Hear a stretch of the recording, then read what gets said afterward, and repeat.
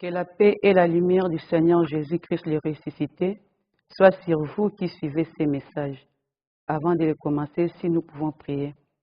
Éternel Dieu de nos esprits, au nom du Seigneur Jésus-Christ, nous te confions ces moments et tous les esprits, tous les corps, les âmes qui vont suivre ces messages soient sous la Seigneurie de Jésus-Christ, que le Saint-Esprit nous conduise. Nous lions tout pouvoir diabolique, toute influence spirituelle satanique sur ces messages ou sur ceux qui vont les suivre. Que ces moments Jésus-Christ soient confiés au nom de notre Seigneur Jésus-Christ. Amen. C'est en l'obéissance de l'Éternel Dieu notre Père, par Jésus-Christ notre Seigneur et Sauveur, et dans la communion du Saint-Esprit, que nous avons la grâce de mettre à la disposition du corps du Christ une série de messages qui révèlent les dangers de l'ignorance et la confusion créée autour de la grâce et liberté de l'Évangile, entraînant à l'égarement de l'Église corps du Christ. Christ dit dans Matthieu 28, 18 à 19, d'aller, de faire de toutes les nations des disciples, c'est-à-dire des chrétiens qui vivent dans la discipline de leur maître. Notre message de ce jour parle des enseignements de Jézabel dans Apocalypse 2, 18 à 28. Avant de l'aborder, nous aimerions d'abord donner un petit témoignage. En 1994, dans un ministère chrétien, le Seigneur avait parlé à travers une sœur que toutes les femmes ôtent les faux cheveux qu'elles mettaient. Mais ce témoignage avait été contredit par l'un des responsables du ministère. En 1999, le Seigneur m'avait oint et m'avait demandé de prêcher, mais j'avais des doutes par rapport à ce qu'on dit, on condamne au ministère de la femme par rapport à Jézabel. En 2009, le Seigneur me demandera d'ôter les faux cheveux. J'avais obéi. Et en 2015, nous avons eu la grâce de suivre et de lire des témoignages des gens qui ont visité le paradis et le séjour des morts. Ces gens qui rapportent que le Seigneur les femmes chrétiennes se retrouvent dans les tourments à cause des maquillages, des faux cheveux et des mauvais habillements. Alors, par rapport à la parole qui nous dit de vérifier tout à la lumière des Écritures, nous avons demandé au Seigneur si ces témoignages étaient vrais. Et le Seigneur nous a confirmé par rapport aux révélations que nous venons de mettre à la disposition du corps de Christ, de l'Église de Dieu.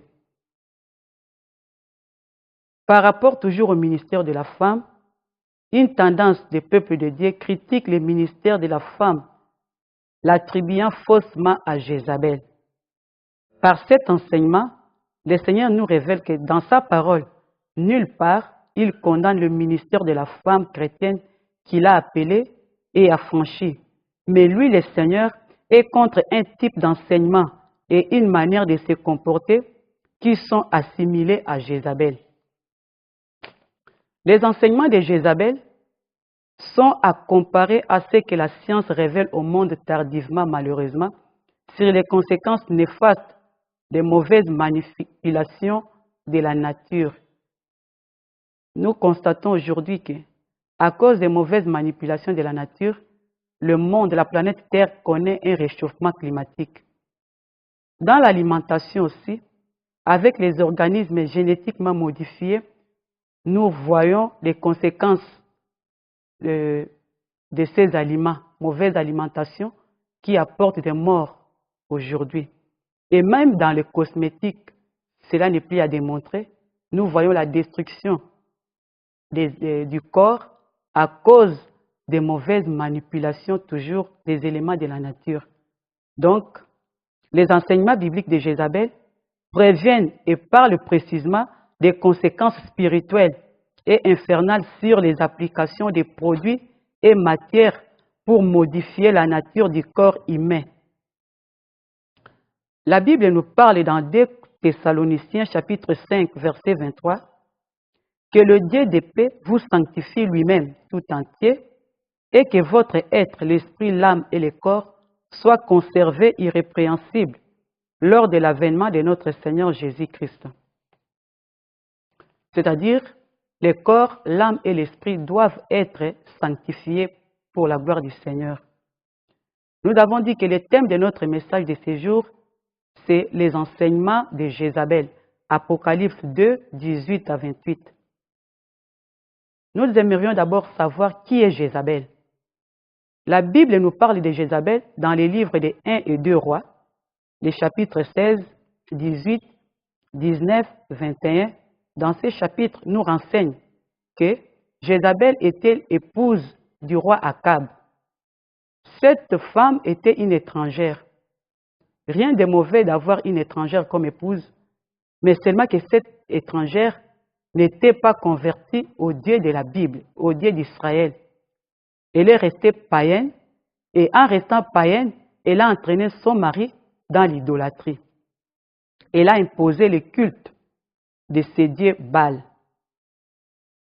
Dans le Nouveau Testament, nous voyons Jézabel qui est apparue dans l'une des lettres que Jésus-Christ a envoyées à l'église de Thyatire.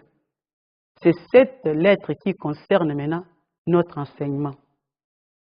Nous voyons comme nous avons dit, dans Apocalypse 2, 18 à 28, mais nous lisons seulement le verset 20. J'ai lu au nom du Seigneur. Mais ce que j'ai contre toi, c'est que tu laisses la femme Jézabel, qui se dit prophétesse, enseigner et séduire mes serviteurs pour qu'ils se livrent à l'impudicité et qu'ils mangent des viandes sacrifiées aux idoles. Cette parole est la parole du Seigneur Jésus-Christ qui parle à l'église de Thyatire. Le Seigneur dit que l'église de Thyatire laisse la femme Jézabel qui se dit prophétesse. C'est-à-dire, dans le Nouveau Testament, Jésus-Christ parle de cette Jézabel qui se dit prophétesse. C'est-à-dire, elle s'est dit, mais elle n'a pas été appelée par le Seigneur. La parole de Dieu nous dit que ce n'est pas nous qui avons choisi Jésus-Christ, mais c'est Jésus-Christ qui nous a choisis. Dans Jean 15, 16, il est dit ainsi. Et puis dans la parole du Seigneur, nous voyons dans Matthieu 8, 19 à 20, un scribe qui voulait suivre Jésus-Christ de lui-même. Mais Jésus-Christ l'avait dit, il n'avait pas de place pour mettre ces scribes-là. C'est-à-dire le choix d'être disciple ou prophète ou serviteur de Dieu ne dépend pas de la personne, mais c'est un appel que nous recevons de Dieu.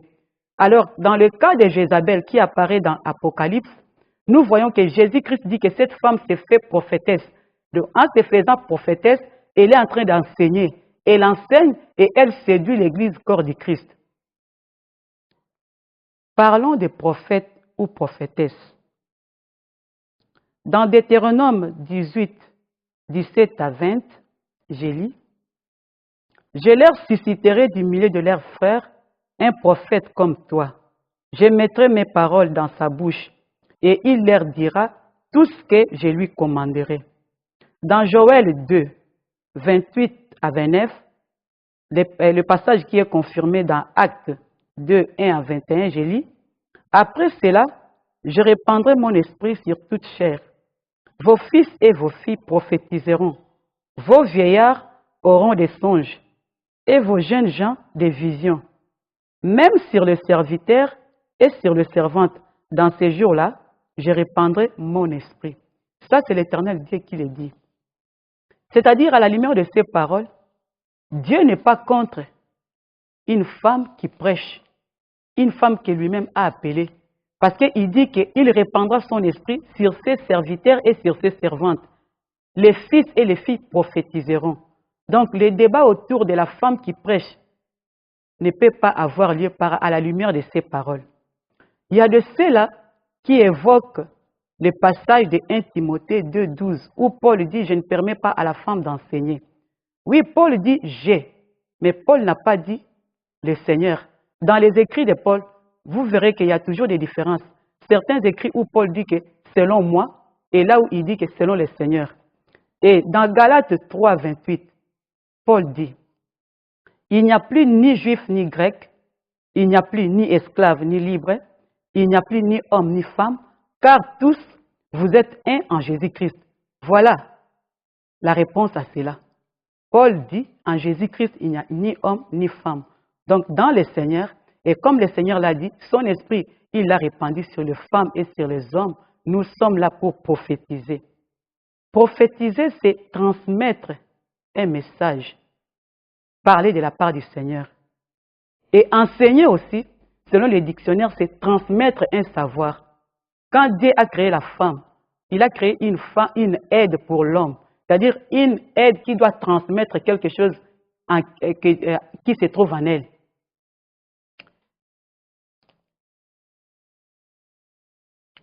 Par rapport aux enseignements maintenant, comme nous avons dit que la femme peut prêcher, ce n'est pas nous qui le disons, mais c'est la parole qui le dit. Voyons maintenant ce que Jézabel transmettait comme enseignement. Comme nous avons lu, le Seigneur dit que cette femme enseigne et séduit. Il séduit les serviteurs de Dieu pour qu'ils se livrent à l'impudicité. Ce que le Seigneur est contre Jézabel, qu'il s'est dit prophétesse qui ne l'est pas par le Seigneur, elle enseigne. En enseignant, elle est en train de séduire les serviteurs de Dieu qui se livrent à l'impudicité avec elle. Nous allons voir comment le Seigneur voit l'impudicité dont il est question. Avant de continuer, nous aimerions d'abord parler de l'église de Thyatire. En lisant cette église-là, ce message-là, nous comparons l'église de Thyatire avec l'église du temps actuel, de ce 21e siècle. Pourquoi nous disons cela? Parce que les caractéristiques de cette église ressemblent à l'église universelle de ces jours. Nous voyons qu'il y a beaucoup d'œuvres chrétiennes. Les gens ont vraiment l'amour du Seigneur. Et l'Esprit du Seigneur agit sur tous les êtres. Les femmes sont en grand nombre appelées dans l'œuvre du Seigneur. Donc l'église de Thyatire confirme que c'est le temps actuel. Le temps actuel confirme que ces messages adressés à l'église de Thyatire concernent notre temps actuel. Nous avons dit que Jézabel enseigne, séduit les serviteurs et les conduit à l'impudicité. Voyons ce que la Bible révèle par rapport à la femme Jézabel. Lisons le livre des 2 Rois, 9:30. Jéhu entra dans Jezreel. Jézabel, l'ayant appris, mit du fard à ses yeux, sépara la tête et regarda par la fenêtre. Qu'est-ce qui s'est passé avec Jézabel? À ce moment-là, Jézabel était déjà veuve. Elle a appris que Jéhu est arrivé. Cette femme est entrée dans sa chambre. Elle a mis du fard.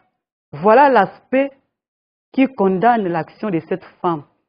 C'est-à-dire, dans l'intention de cette femme, elle voulait paraître. Elle voulait séduire Jéhu qui arrivait. Donc, l'action de Jézabel, c'est une action spirituelle. Comme Jésus-Christ dit, si quelqu'un regarde une femme dans l'intention de la séduire, la personne a déjà commis adultère avec cette femme. Donc, Jézabel apparaît dans Apocalypse par rapport à cette action-là. Nous allons encore voir cette confirmation dans les livres de Osée 2:4. Nous lisons au nom du Seigneur.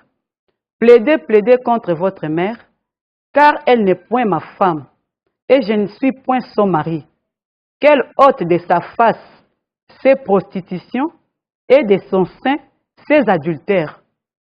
Osée était un prophète. Dieu lui avait demandé d'épouser une prostituée. C'est-à-dire, pour Dieu, il y a une façon de reconnaître une prostituée. Cette femme est entrée dans le mariage, elle a mis au monde des enfants. À un moment, elle continue toujours à se comporter comme une prostituée. C'est en ce moment-là que Dieu va dire aux enfants de cette dame, de dire à leur mère d'ôter de sa face les signes de sa prostitution et de son sein ses adultères. C'est-à-dire quoi? Une femme qui se maquille devant Dieu, le maquillage est un signe, est un symbole de la prostitution. Et cette femme qui est prostituée entraîne dans son sein l'adultère. C'est-à-dire, elle a l'intention de séduire. Et quelqu'un qui veut séduire, c'est-à-dire, elle appelle les autres à commettre adultère avec elle. Voilà le sens de l'impudicité Donc Christ parle à travers ces deux femmes. Donc dans l'attitude de Jézabel, nous ressortons une femme qui enseigne avec la séduction. La séduction, le dictionnaire nous dit, c'est quelqu'un qui fait des choses pour plaire. Quand nous nous maquillons, nous avons l'intention de plaire aux gens. Et non seulement de plaire, mais de charmer aussi. Donc, ces femmes étaient là pour mettre des parures, ces parures dans l'intention de séduire, de charmer le peuple de Dieu, afin que ces gens-là tombent à l'impudicité. Voilà le message de Jézabel. Voilà l'enseignement de Jézabel. La femme qui prêche avec toutes ces parures extérieures, ces parures que les apôtres ont condamnées. Dans les épîtres, les 3 épîtres de Paul, de Pierre et même la parole de Jésus, il condamne l'aspect extérieur de la femme. La femme ne peut pas avoir un aspect extérieur pour attirer les regards. Donc une femme qui se maquille, qui fait du maquillage, son intention c'est qu'elle veut attirer le regard et elle veut charmer. Et en charmant, c'est ça qui entraîne l'Église du Christ dans l'adultère. Et c'est ce que nous voyons aujourd'hui, comme nous avons dit qu'en regardant l'Église universelle aujourd'hui, voyons comment les femmes se comportent.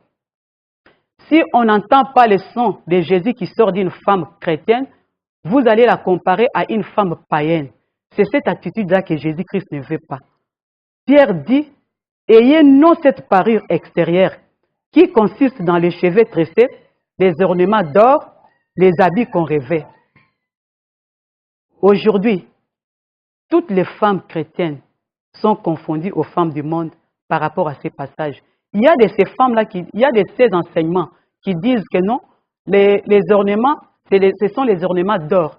Quand vous lisez Ésaïe chapitre 3 à partir du 16e verset, qu'est-ce que l'Éternel dit? Il dit que parce que les filles de Jérusalem sont orgueilleuses.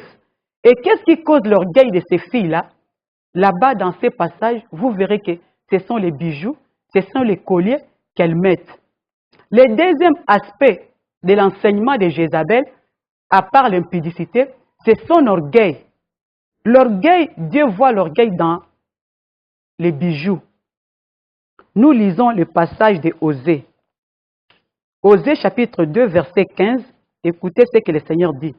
Je la châtierai pour le jour où elle encensait les Baals, où elle séparait de ses anneaux et de ses colliers. C'est-à-dire, le jour où la femme-là séparait de ses colliers, Dieu l'a châtiée. C'est-à-dire, les colliers pour Dieu, c'est un signe de l'orgueil. Et nous savons que l'orgueil, c'est le premier péché qui a fait que le Lucifer soit écarté de la face du Seigneur à cause de l'orgueil. Donc, il y a dans l'enseignement de Jézabel, nous voyons l'impudicité qui est basée sur la façon de cette femme de se comporter avec le maquillage. Et nous voyons aussi l'orgueil à travers les bijoux. Non seulement les bijoux en or, mais tout ce que l'homme, la femme met, que ce soit des plaquettes, ainsi de suite, ce sont ces choses-là que Dieu condamne. Donc, par rapport à l'enseignement de Jézabel, nous voyons ce que la Bible nous parle. Les enseignements de Jézabel, nous les résumons en ceci. Ce sont les enseignements qui poussent les gens à se conformer au siècle présent. Ce que la Bible nous interdit dans Romains 12, 1 à 2, qui nous exhorte à ne pas nous conformer au siècle présent. L'Église aujourd'hui se conforme au monde. L'Église marche sur le pas du monde. Les enseignements de Jézabel se résument encore à ce que la Bible nous dit dans Jacques 1,15 sur la convoitise des yeux et l'orgueil de la vie.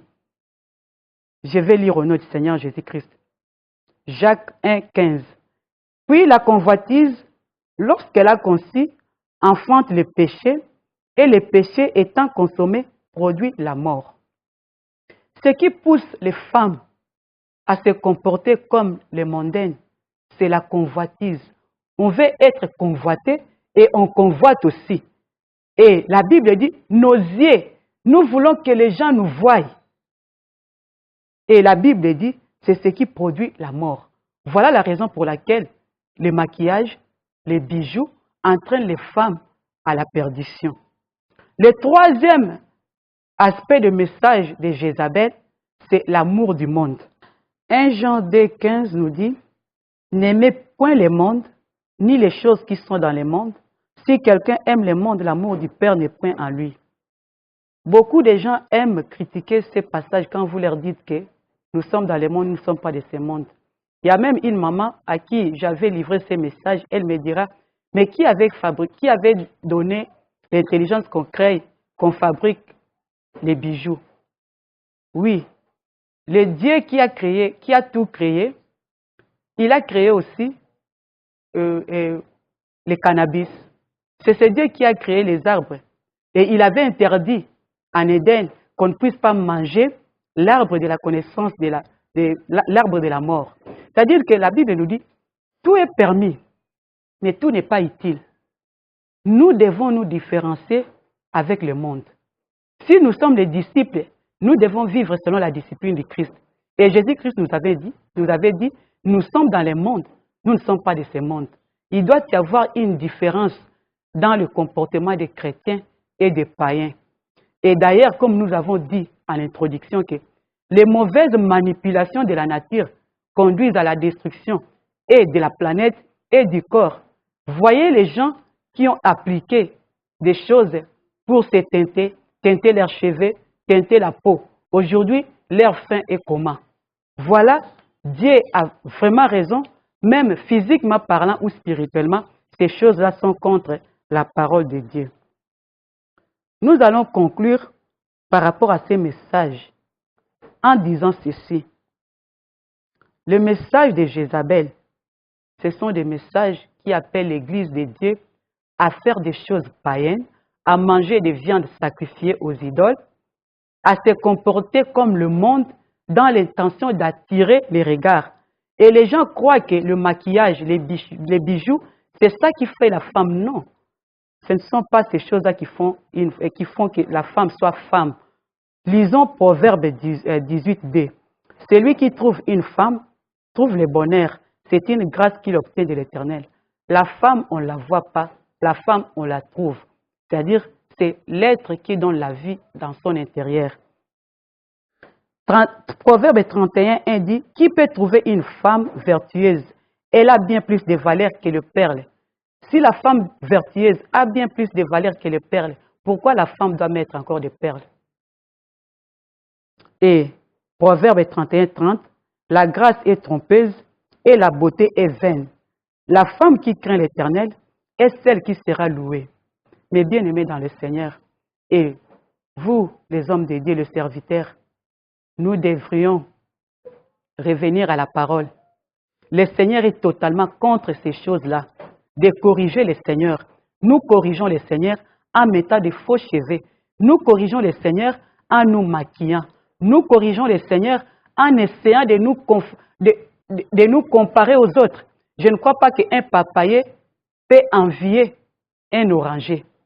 Le Seigneur nous a donné cette chevelure, nous devons en être fiers et Dieu aime cela. Donc nous devons rester dans la pensée du Seigneur. L'église actuelle, c'est l'église de Thyatire où la femme enseigne par rapport à la grâce du Seigneur, mais il y a cet esprit de Jézabel qui est entré dans l'église, qui enseigne les filles à se comporter comme les femmes du monde, à s'habiller comme les femmes du monde. Des églises où on ne sait plus différencier entre un lieu de concert mondain et une église. Nous devons faire la différence. Jésus-Christ avait chassé ceux qui ont transformé l'église de son Dieu en un lieu de commerce. Nous devons chasser cet esprit de l'église de Christ. La femme doit rester naturelle. La femme doit parler de Christ. Elle ne peut pas paraître pour faire plaisir au monde.